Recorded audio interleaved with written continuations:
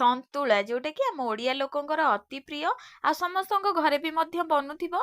ଟିକେ ଜଷ୍ଟ ମୁଁ ଅଲଗା ପ୍ରକାରରେ ବନଉଛି ଯୋଉଟା କି ଖାଇବାକୁ ହେଲ୍ଦି ମଧ୍ୟ ହେଇଥାଏ ଆଉ ଟେଷ୍ଟି ବି ହୋଇଥାଏ। ଚାଲନ୍ତୁ ଆମେ ବନେଇବା। ସେଇଥିଲାଗି ପରିବାରେ ଏଠି ମୁଁ ନେଇଛି ଫୁଲକୋବି, ଆଳୁ ଆଉ ଗାଜର, ଅଳ୍ପ କିଛି ନେଇଛି କ୍ୟାପ୍ସିକମ୍ କାଟିକି, ତା ସହିତ ବାଇଗଣ ଆଉ ଅମୃତଭଣ୍ଡା, ଯାହା ବି ଭେଜିଟେବୁଲ ଆପଣଙ୍କ ପାଖରେ ଆଭେଲେବୁଲ ଥିବ ସେଥିରୁ ସବୁ କିଛି ଅଳ୍ପ ଅଳ୍ପ ମିଶେଇକି ନେଇଯାଇଥିଲି। ଆଉ ଅଳ୍ପ କିଛି ନେଇଥିଲି ତା ସହିତ ସୋୟାବିନ୍। ଆଉ ଏଠି ମୁଁ ଏଇଟା ବନଉଛି କେବଳ ତେଲରେ ହିଁ, ଅଳ୍ପ ତେଲ ଦେଇକି ବନଉଛି, ବିନା ପାଣିରେ। ଏଇଟା ପାଣି ବିଲକୁଲ ବି ମୁଁ ଦେଇନି, ଆଡ୍ କରିନି। ଆପଣମାନେ ବି ଏମିତି ଥରେ ନିଶ୍ଚୟ ଟ୍ରାଏ କରନ୍ତୁ।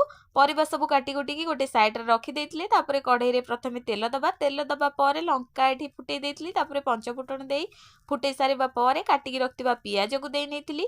ପିଆଜ ଏଠି ମୁଁ ଦେଇଥିଲି। ପିଆଜ ଭଲ ଭାବରେ ଭାଜି ହେଇଯିବା ପରେ ଟମାଟୋ ଗୋଟେ ଏଠି କାଟିକି ନେଇଥିଲି, ଟମାଟୋ ଦେଇଥିଲି।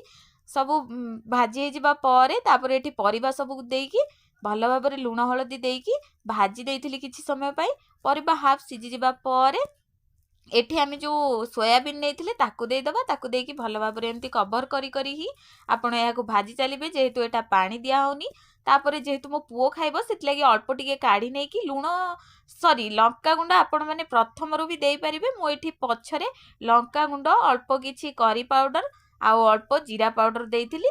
ବାସ୍ ରେଡି ହେଇଗଲା ଆମର ସନ୍ତୁଳା। ଆପଣମାନେ ଏହାକୁ ଭାତ କିମ୍ବା ରୁଟି, ପରଟା, ପୁରୀ ଯାହା ସହିତ ବି ଖାଉଛନ୍ତି ଖାଆନ୍ତୁ। ଏଇଟା ବହୁତ ହେଲ୍ଦି ହେଇଥାଏ। ଯେହେତୁ ସବୁ ଭେଜିଟେବୁଲ ଅଛି, ନିଶ୍ଚୟ ଟ୍ରାଏ କରନ୍ତୁ।